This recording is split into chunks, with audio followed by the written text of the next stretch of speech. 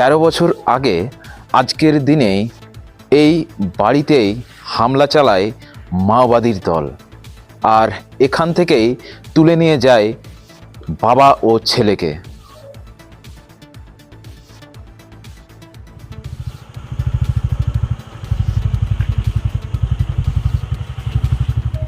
আমাকেও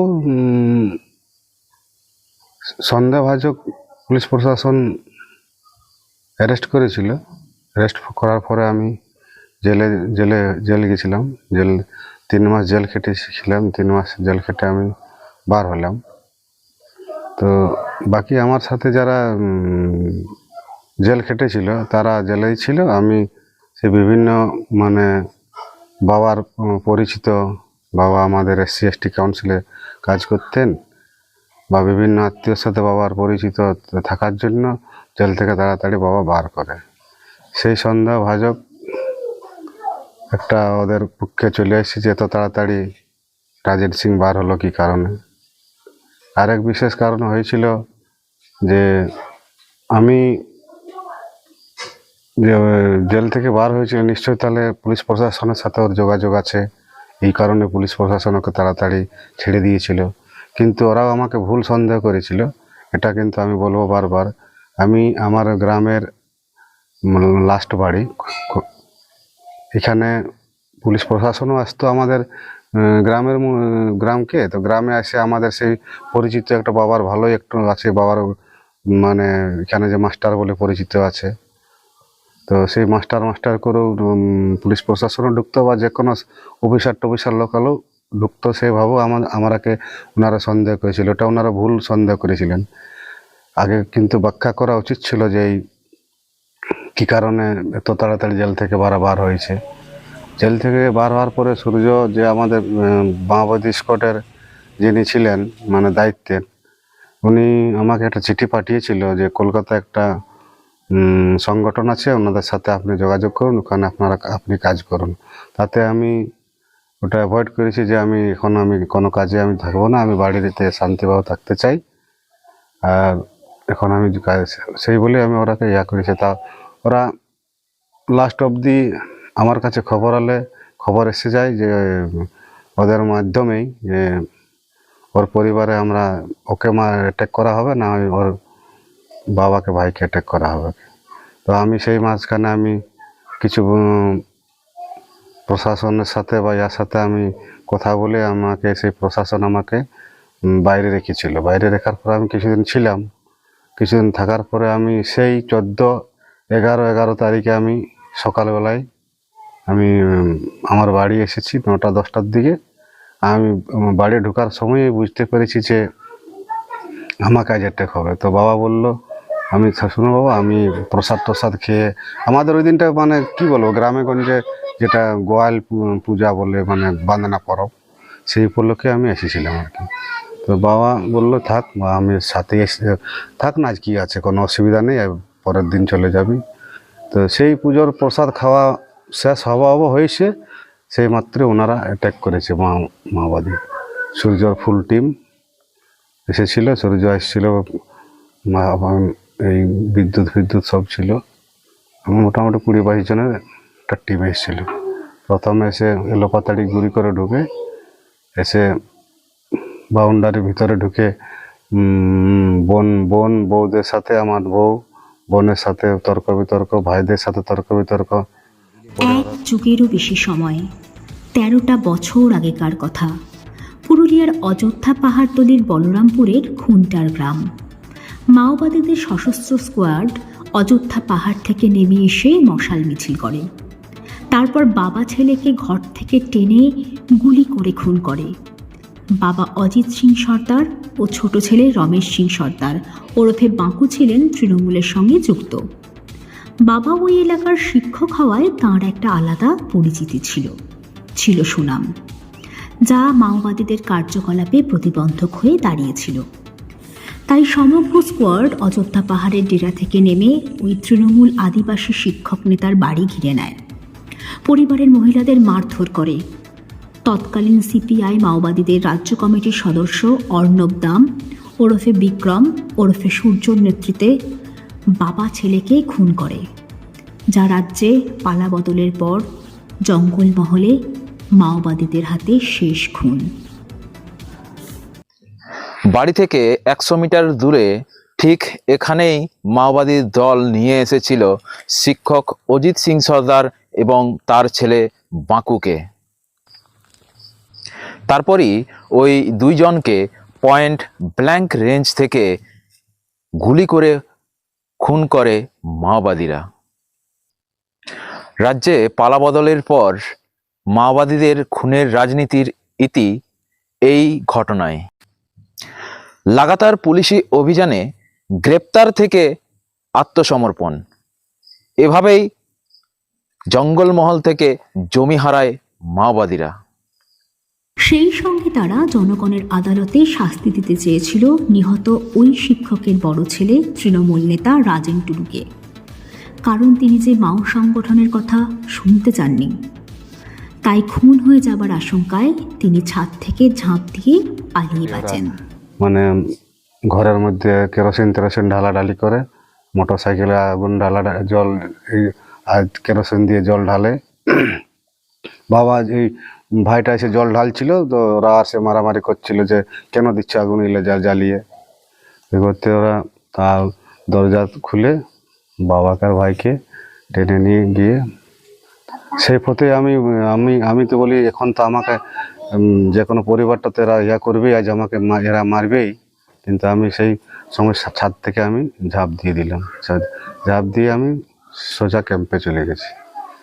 তার পাশের বাড়ি আমি গিয়ে একটু পরে আমি খবর পেলাম, আওয়াজও শুনলাম, জেলোপাতাড়ি গুলি বা বন্দুকের আওয়াজ শুনলাম। তখনই বোঝা গেল যে বাবাকে ভাইকে মেরে দিয়েছে। এই হচ্ছে ঘটনা। তা আমি গেলাম ক্যাম্পে গিয়ে আমাকে ওখান থেকে সাহায্য করেছে পুলিশ প্রশাসন। অযোধ্যা মাওবাদী স্কোয়াডের সদস্যরা এই পথ দিয়েই ফিরছিল। ঘটনা খবর পাওয়ার মাত্রই তাদের তাড়া করে ঠিক এই খেজুর গাছের তলায় গুলিতে ঝাঁঝরা করে দেওয়া হয় মাওবাদীদের দুই সদস্যকে। ওই ঘটনার পর পুরুলিয়া জেলা পুলিশের তৎকালীন ডিএসপি ডিএনটি অভিজিৎ বন্দ্যোপাধ্যায়ের নেতৃত্বে অপারেশন হয়। ওই মাও স্কোয়াডকে তাড়া করে গুলি চালায় পুলিশ।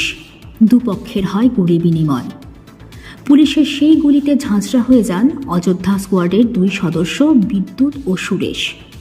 ঘটনার পরের দিন সকালে তাদের মৃতদেহ উদ্ধার হয়। সন্ধ্যে 7:30টার সময়কার ওই ঘটনার গুলির লড়াই চলেছিল ভোর 3:30 পর্যন্ত। প্রায় 8 ঘন্টা লড়াইয়ে পিছু হটে মাওবাদীরা। তারপরে ভাঙতে শুরু করে অযোধ্যা স্কোয়াড। 1.5 মাসের মাথায় অর্থাৎ 2012 সালের 1 জানুয়ারি কার্যত মাওবাদ শূন্য হয়ে যায় অযোধ্যা পাহাড়ে। সৌজন্যে ওই police officer DSP DNT Abhijit Bandyopadhyay. ঘটনাচক্রে আজ তিনি পুরুলিয়ারই পুলিশ সুপার। 2011 সালের 14ই নভেম্বর প্রথমে আমাদের কাছে একটা অন্য খবর আসে। আমি পার্সোনালি একটা খবর পাই যে ওখান থেকে একটা টর্চ প্রসেশন করবে মহিষটা। এটা ওদের ডিসেপটিভ একটা হয়তো প্ল্যানিং ছিল, যে খবরটা আমরা পাই যে ওই এরিয়াতে কোনো একটা টর্চ প্রসেশন করবে ঘাটবেড়া এরিয়াতে। এই খবরটা পাওয়ার পর আমরা একটা অপারেশন প্ল্যান করি ঘাটবেড়া এরিয়াতে। যেহেতু সময়টা খুব কম ছিল, আমরা তখন লেফট বিহাইন্ড পার্টির একটা কনসেপ্ট নিয়ে আমরা একটা অপারেশন প্ল্যান করি। কিন্তু বাস্তবে দেখা যায় যে ওরা যে অপারেশনটা ওদের যেটা প্ল্যান ছিল সেটা ওরা খুন্টার বলে একটা গ্রাম আছে ঘাটবেড়ার পাশেই, ওখানে ওরা রাজেন সিং সর্দারের বাড়িকে অ্যাটাক করে এবং রাজেনের বাবা এবং ভাইকে ওরা ওখানে মার্ডার করে। আমরা যখন এই একটা আমাদের যে planning as per our planning আমরা যখন একটা অপারেশন প্ল্যান করছিলাম, সেই অনুযায়ী আমরা যখন প্রসিড করছিলাম, এই মাঝেই আমরা গুলির শব্দ পাই। গুলির শব্দ পেয়ে আমরা তখন আমাদের যে অপারেশনাল ট্যাকটিক্স সেটা আমরা সেখানে ফ্রিজ করি। তারপরে আমার কাছে সোর্স খবর আছে, আমি বুঝতে পারি যে আমরা যেখানে ছিলাম তার রাইট সাইড থেকে ফায়ারিং হচ্ছে। এটা আমাদের যে অপারেশনাল অ্যাপটিটিউড বা আমাদের যে টোপোগ্রাফি সম্বন্ধে আইডিয়া ছিল, তাতে আমরা এটা বুঝতে পারলাম যে এটা তিলাগোড়া বড়গোড়া বা খুন্টার সাইড থেকে ফায়ারিংটা আসছে। পরে আমার এক সোর্স আমাকে কনফার্ম করে যে রাজেনের বাড়ি অ্যাটাক হয়েছে। তখন আমরা ইন হেস্টি একটা প্ল্যান করি যে এদেরকে যদি আমরা কোনো রকমভাবে অ্যাপ্রিহেন্ড করতে পারি, ইন্টারসেপ্ট করতে পারি। সেই সময় ওখানে একটা হাতিতে একজনকে মেরে দিয়েছিল গ্রামবাসীকে। সেই অবস্থাতে হাতি ওই উদ্দেশ্যে একটা ছোট মন্দিরের মতো করা ছিল। এটা জাস্ট ওই কলাবেড়া, আমাদের কাছে ইনফরমেশন ছিল যে কলাবেড়ার দিকে বোধহয় তখন মানুষরা ক্যাম্প করছে, কলাবেড়ার ওই পাহাড়ের এরিয়াতে জঙ্গলে ক্যাম্প করছে। তা আমরা ওদেরকে ইন্টারসেপ্ট করার চেষ্টা করি ইন বিটুইন দ্যাট রুট, কারণ আমরা জানি খুনটার থেকে ওখানে যাওয়ার দুটো রুট আছে পায়রাহাটে, একটা উসুলডুঙ্গি হয়ে একটা এই মানে হিলের ল্যাব দিয়ে এসে ফুটিল দিয়ে এসে তারপর ওরা স্কেল করে উঠে যাবে কলাবেড়ার দিকে, ওই যে হাতি যেখানে মেরেছিল তার পাশ দিয়ে। তবে এই নেস্টটি আমাদের একটা প্ল্যান ড্যাম্বুস ছিল না, এই নেস্টটিতে আমরা ওখানে ওদেরকে অ্যাপ্রিহেন্ড করার চেষ্টা করি। তারপর যখন আমরা ওদের চ্যালেঞ্জ করি, ওরা আমাদের উপর ফায়ার করে, আমরা রিটালিয়েশনে ফায়ার করি। সেক্ষেত্রে আমাদের ওই এনকাউন্টারের দুজন মাওয়িস্টের যারা এই মার্ডার করে ফিরছিল তাদের আমরা বডি পাই, অ্যাজ ওয়েল অ্যাজ কিছু হাতিয়ারও রিকভারি হয়। এনকাউন্টার অলমোস্ট সন্ধ্যেতে শুরু হয়েছিল, it lasted till I think 2 to 30. It was a very close encounter. এটা টিম ওয়ার্ক, এতে আমরা সবাই কাজ করেছি, কারণ এনকাউন্টার থেকেও আরম্ভ করে বা অন্য যে কোনো কাজে যখন আমরা কোনো একটা পার্টি যাই, সেখানে হয়তো আমি লিডারশিপ দিই বা অন্য কেউ লিডারশিপ দিই না কেন, যেই লিডারশিপ দিই না কেন, যখন পার্টিতে কেউ যায়, আমরা যখন কেউ রেড টিমে যাই, কেউ হয়তো কাটআপে থাকে, কেউ হয়তো রুম ইন্টারভেন করে, কেউ হয়তো আউটার কাটআপ লাগায়, কিন্তু অ্যারেস্ট কে করলো বা কে কার সাথে এনকাউন্টার হলো, that is not an issue. Everyone is the part of the operation. তো অপারেশনে যারা থাকে তাদের সবাইকার কৃতিত্ব, তখন যারা যারা এখানে সুপিরিয়র অফিসার ছিলেন, আর right from the rank of constable যারা আমাদের ফোর্স ছিল, বা প্যারামিলিটারি ফোর্সের যে সমস্ত আমাদের সাথীরা ছিলেন, বা আমাদেরকে যারা যে সমস্ত গ্রামবাসীরা আমাদের খবর দিয়ে সহায়তা করেছে, বা যারা যারা আমাদেরকে এই মানে জার্নিটা দেখতে, জার্নি এটা এরকম নয় আমি গেলাম দেখলাম জয় করলাম। তো এটা একটা বড় প্ল্যানিং থাকে, এর একটা অন্যরকমভাবে একটা প্ল্যান থাকে, এটা তো জার্নি। এই জার্নিতে যারা যারা পার্ট নিয়েছে তারা সবাই, তাদের সবার কৃতিত্ব, এটা কারো একক কৃতিত্ব নয়। সেই সময় শাসক দল তৃণমূল এই শহীদ পরিবারের পাশে সবসময় থাকলেও এখন আর খোঁজ নেন না দলের নেতামন্ত্রীরা। তবে প্রশাসন এখনও পাশে রয়েছে, সব সময় তাদের নজরে রাখে। সেই কারণেই ঘটনার 8 বছর বাড়িছাড়া থাকলেও পুলিশের ভরসায় আবার বাস্তুভিটিতে ফিরে এসেছেন তারা। কিন্তু পাহাড়তলির এই গ্রামে আজও আতঙ্কেই দিন কাটে তাদের। সাইডে ওরা মানে ঘরের মধ্যে কেরোসিন ঢালাঢালি করে, মোটর সাইকেলে আগুন জল এই কেরোসিন দিয়ে জল ঢালে। বাবা এই ভাইটা এসে জল ঢালছিল, তো ওরা আসে মারামারি করছিল যে কেন দিচ্ছে আগুন এলে জ্বালিয়ে এ করতে। ওরা তা দরজা খুলে বাবাকে আর ভাইকে টেনে নিয়ে গিয়ে সেই পথে আমি আমি আমি তো বলি এখন তো আমাকে যে কোনো পরিবারটাতে এরা ইয়া করবেই, আজ আমাকে এরা মারবেই।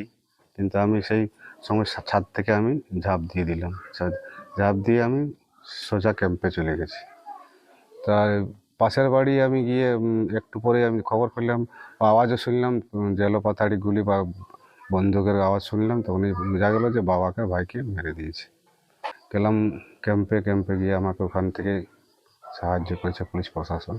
পরিবার বলতে এখানে ধরুন ওই ঘটনার পর থেকে বাকিগুলো আমাকে পুলিশ প্রশাসন রেখেছিল নিজেরা, ওরা দায়িত্বে। পরিবারও এখানে ক্যাম্প করেছিল, 1 মাস ক্যাম্প করেছিল, ছাদের উপরে ওরা ক্যাম্প ছিল। আমাদের ক্রিয়াকর্ম যেটা মানে বাবা মারা গেলে যেটা ক্রিয়াকর্ম হয়, সেটা ক্রিয়াকর্ম মানে ওনারা সাথেই করেছিল। ক্রিয়াকর্ম শ্রাদ্ধ টাদ্ধ ভোজ টোজ সব হওয়ার পরেই মানে ওনারা আবার আমাকে মানে বললো এখন এখানে থাকা যাবে না, আপনার আত্মীয় বাড়ি থাকুন, না হয় কোনো ভাড়া ঘরে থাকুন। তো আমি ভাড়া ঘরে দেখলাম যে খরচটা বেশি হবে, তো আত্মীয় বাড়ি গেলাম। ওখানে আত্মীয় বাড়ি মোটামুটি 8 বছর ছিলাম আর কি। আচ্ছা, তারপরে দেখলাম যে এখন আপাতত এলাকা শান্তির মুখে আছে। তো পুলিশ প্রশাসনের সাথে বা আমাদের তৃণমূল পার্টির নেতাদের সাথে কথা বলে আমরা পুনরায় বাড়ি এসেছি। বাড়িতে আপাতত শান্তিতে আছি, কিন্তু যেভাবে গ্রাম আমার মানে ভয়ের মধ্যেই আছে, ভয় বলেই চলে। যে নেতা মন্ত্রীরা সেরকম শহীদ পরিবারগুলোকেও খোঁজ খবর নেওয়া দরকারই ছিল, কিন্তু সেই সময় নৃত্য, কিন্তু এখন যে মানে মানে তাতে খবর মোটেই লেই নাই। মোটে বলতে নেওয়া দরকার ওটা আর কি, যে এইসব গ্রামে শহীদ পরিবার আছে, তারা কি অবস্থায় আছে কি নাই, তাতে আমাদের একটু মানে অন্তরে ব্যথা লাগে যে সেই সময় আমাদের পক্ষে অনেকজন বাড়িতে যোগাযোগ সাহায্য করতো, খোঁজ খবর নিত, এখন সেইগুলো নেই নাই। আর আমি পার্টিতে জড়িত আছি ঠিক, ওই কারণে হয়তো ওরা নিচ্ছে নাই, কিন্তু মানে তাও আমার সাথে যদি দেখা হয়, কিন্তু পরিবারের সাথে তো সে কথা বলা উচিত বটে। আপাতত আমাদের এই যে অবস্থা মানে গ্রামের, যে ঝামেলা হবে না বা কিছু দুর্ঘটনা ঘটবে না এমন কিছু নাই, হতেই পারে, কিন্তু যে এখন স্কোয়াডে মাওবাদী বলে নাই বলে গ্রামে গঞ্জে প্রতিটা গ্রামে সেভিক টেভিক আছে, পুলিশ প্রশাসনের লোক, সিআইডি গোয়েন্দা আছে বলেই ওনারা তো এখন ইয়ে করতে পারছে না। কিন্তু যে পাহাড় করার গ্রাম, তাতে সাবধানে থাকা একান্ত দরকার। 2011-র 14ই নভেম্বর থেকে 2024-এর 14ই নভেম্বর, 13 বছর পেরিয়ে মাওমুক্ত পুরুলিয়ায় জঙ্গলমহল আক্ষরিক অর্থেই হাসছে। খাটবেড়া থেকে বিশ্বজিৎ সিং সর্দারের রিপোর্ট, পুরুলিয়া মিরর।